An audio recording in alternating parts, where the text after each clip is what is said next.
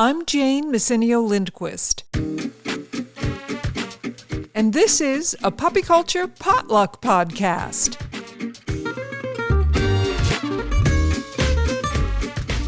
You bring the topics, we bring the conversation. Here's the question for this episode. I have a question that's come up for some of my puppy parents, and I'm not sure how to answer. How do I phase treats out and use the clicker exclusively? I was thinking clicker every time, but treats sometimes until there are no treats. And at what age would you fully remove treats? Do treats ever fully get removed? Many of my parents reported that many of the pups are really food motivated, and I'm not sure that's my goal. I would like them to be clicker motivated at some point. Okay, me again. First of all, this is an awesome question. And the reason why it's such a great question is it illustrates what I'm always saying about learning theory. That learning theory is the thing that you skip because it sounds sciencey and boring and dry and dull. And it is true to an extent. It's not fun and sexy like little puppies on baby agility equipment at a party. And I definitely soft pedaled on learning theory in puppy culture because, like I'm always saying, breeders are not trainers. If they wanted to be trainers, they would. I really tried to make it as grab and go as possible for a breeder. But you come to a certain point in your training career, either as a dog breeder or a dog trainer, and without understanding some of the underpinnings of why you're doing what you're doing, that is to say, learning theory, it can be very difficult to know what to do. Particularly for breeders, to at least understand the difference between operant conditioning and classical conditioning and the laws of learning that apply to each of those, at least generally. We do cover this in puppy culture, okay? If you've seen puppy culture, you know the difference between classical and operant conditioning. But honestly, I think sometimes because the puppies are so cute in that film that breeders, particularly if they only watch it once, don't always fully comprehend all the lessons involved. So what I'm going to do is answer her question by going through the logic chain, working backwards of what we use the clicker to do, how we use it as a tool, how shaping works, and how we create a clicker as a tool. And I'm going to kind of fold in a little bit of an explanation of classical versus operant conditioning. That having been said, disclaimer, this is not a course level podcast. I get into teaching this in my courses, books and films, different ones for breeders and puppy owners. I'll talk about that at the end of the podcast if you're interested. But for now, let's break this down. First, let me talk about when you use a clicker, because there seems to be some confusion about what the clicker is actually for. The clicker, it's a tool we use in training sessions to shape a specific behavior. Once the behavior is finished being shaped, and we put that behavior on a verbal, visual, or contextual cue, we no longer use the clicker. We might break out the clicker to polish things up or tweak a behavior when something regresses, but by and large, it's not like we carry a clicker around everywhere we go, unless we are specifically training a behavior in a context where we need the clicker. So the clicker is a sculpting tool, not a remote control. Second, let's talk about the way shaping works. Step 1, you pick a behavior you want to shape. Step 2, you slice the behavior up into successive approximations. Step 3, you reinforce the first approximation until the dog is very obviously offering it in expectation of a click. And then, number 4, you stop clicking that approximation. Step 5, this produces an extinction burst, and the dog will offer a flurry of behaviors that are adjacent to the behavior that you just reinforced. And 6, the dog will offer the next approximation toward the goal behavior, and you start clicking that. Then finally, step 7, you continue ratcheting up through the approximations of the behavior this way until you have your goal behavior. And then you put it on cue. At that point, the clicker's done its work, and there's no longer any need to use it for that behavior. The behavior is finished. So we covered when you use a clicker, how you use a clicker.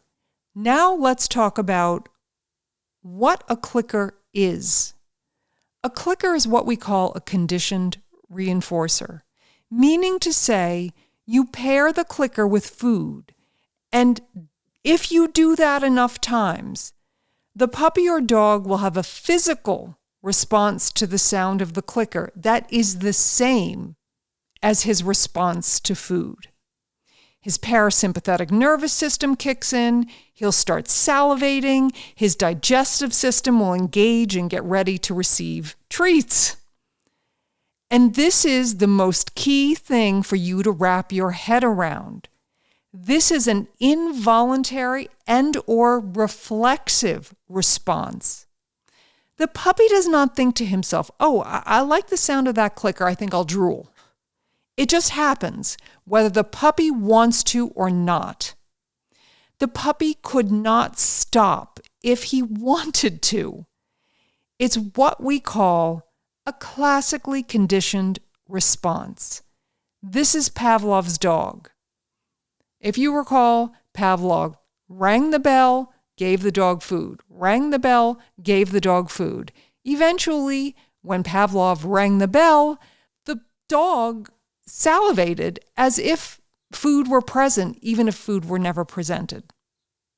Let me just say that the way that you make a classically conditioned reinforcer is pairing. You just present the conditioned stimulus, which is the clicker, and then you give food. Clicker, food. 1, 2. Clicker, food. Clicker, food. Doesn't matter what the puppy or dog is doing, because you're just creating an emotional nexus there. So you're not rewarding a particular behavior or shaping a behavior. It's just 1, 2. It's classically conditioned until you have that involuntary response. Operant conditioning, or what we think of as training, is different in that it's an if-then proposition. So the dog sits, you click and treat or treat. It's if the dog sits, then the dog gets something. And eventually, intellectually, the dog figures out, oh, if I do this, this results in treats. It's not an involuntary response, very much the opposite. It's voluntary. And that is what you need for an operant response. Why is this so important? Well, in operant conditioning, you can and should, in fact, thin reinforcements. It's called schedules of reinforcements. So if you're teaching a dog, for instance, to walk on leash with you, first you click every time. Well, first you'd shape the dog up into position, which is not, it doesn't happen all at once. That's what our magic circle training is about, is you gradually close it in where you're going to reinforce that dog until the dog's right next to your leg and walking in heel position. Then you start varying how often you give a reinforcer. So you're going to click first for every step, then maybe every 2 steps, then maybe every 3 steps, and then you're going to start varying it. 1 step, 5 step, 2 steps, 7 steps, and you're going to gradually move that average forward until you faded the food almost entirely. Again, beyond the scope of this podcast, but thinning reinforcement schedules is something that I've covered in my books and other courses, but it's not super important for you to know about as a breeder, and only a little bit important for you to know as a young puppy owner. This is why I didn't get much into schedules of reinforcement in puppy culture or in the puppy course. We concentrated more on shaping, okay? More on getting the behavior than thinning reinforcements. You know, the problem with giving people information on thinning the ratio and schedules of reinforcement is that people are in a hurry to get rid of the food. They think they win if they get rid of the food more quickly. So I deliberately did not include that tool in the educational experiences that are intended for people with young puppies, because in my opinion, it's counterproductive. People try and thin the schedule too quickly. They're too obsessed with it. They want the puppy off of food. They think they win if the puppy is off food. And that is detrimental to the entire process of training the puppy, of bonding with the puppy. I do teach it, but for older puppies and dogs. Suffice it to say, yes, there is a way with finished behaviors that you get to a point where you're not feeding it every time, or you're not using food, you're using other kinds of reinforcers, or you're not really having to reinforce it at all. It just becomes something that the puppy or dog does. But the clicker is different, because the clicker is a classically conditioned reinforcer. And you have to maintain the nexus between the conditioned and the unconditioned reinforcer. You have to give food every time you click that clicker, forever, for the rest of that dog's life. Because if you don't, you will lose your classically conditioned response. It's not like operant conditioning or training. They're two different things, and it's really key for you as a breeder or a puppy owner to keep those buckets separate. I'm just going to interject here that there's a saying in dog training, which is that Pavlov's always sitting on your shoulder, meaning to say, whenever you're using the clicker and training something, there is an element of classical conditioning that's going on. This is why we always say it's more important how you train something than what you train, especially with puppies, because something trained with positive methods creates feelings of bonding and love toward you, whereas when you start using aversives on puppies, you start classically conditioning feelings of fear and avoidance. That having been said, functionally, the way that classical conditioning works in your clicker and thinning the ratio for teaching your dog how to walk on leash are two separate buckets, and you have to keep it straight how you work each of those buckets. So, in case you haven't arrived at this conclusion already, my direct answer to this breeder is that you can never remove the connection between the food and the clicker, nor should you want to. Now, both the puppy course and puppy culture are more about basic shaping of behaviors, because that's where you are with very young puppies. I do not recommend that the average breeder try to thin ratios with very young puppies. They do fine with a continuous schedule, meaning to say a treat for every repetition of a behavior. But you know, the question that this breeder asked, even if it's a little bit jumbled up, I understand what she's asking, and she's right on point. She wondering, did these people have to carry around a food and clicker the rest of their lives? Are they married to all this equipment? And the answer is no, number one, because you only use the clicker to train the behaviors.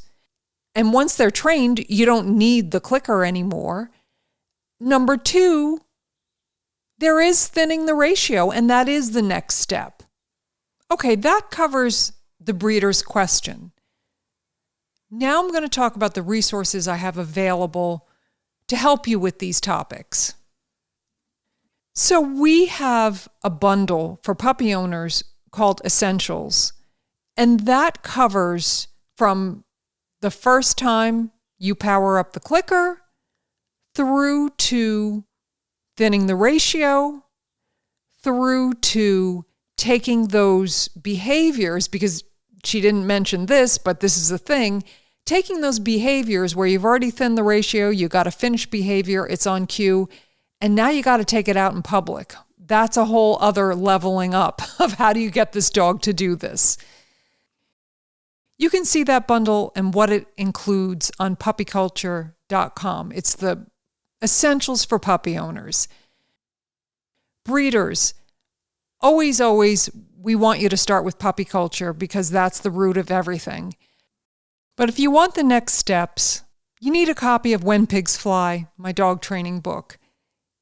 It goes through everything from the very basics of learning theory, how to use a clicker, how to shape a behavior, how to thin a ratio, how to take it on the road. This is the book you need. It's inexpensive, easy to read, and you're going to have a lot of fun with it. You can find everything at puppyculture.com. Well, that's it for this time. Thanks for listening. Bye-bye.